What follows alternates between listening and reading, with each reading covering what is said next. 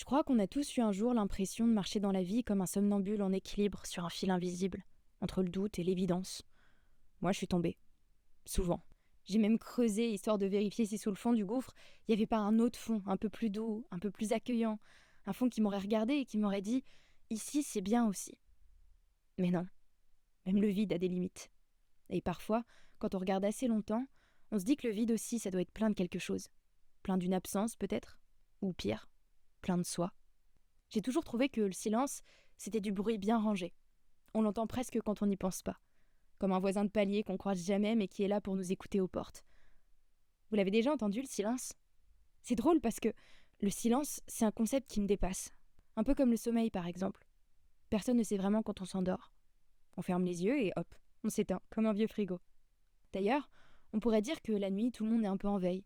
Certains même en mode avion, coupés du monde, la tête sur l'oreiller et le cœur en pause. On me dit souvent que moi je réfléchis trop. Tu réfléchis trop. Comme si penser c'était un crime. Alors, je m'excuse d'être coupable d'exister dans ma tête.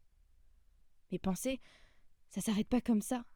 La pensée, c'est un ascenseur coincé entre deux étages. Ça monte, ça descend, ça fait des arrêts imprévus. Et parfois, ça tombe en panne. Et moi, je suis souvent en panne de pensée. Et je me demande s'il existe des dépanneurs pour les idées crevées.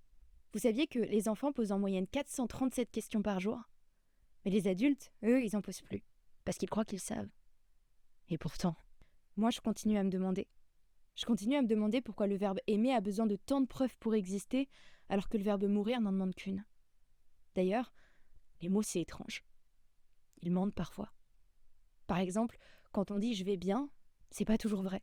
« Je vais bien », c'est le petit frère caché de « j'existe encore », mais il est plus poli. Alors, moi, je m'accroche au petit rien.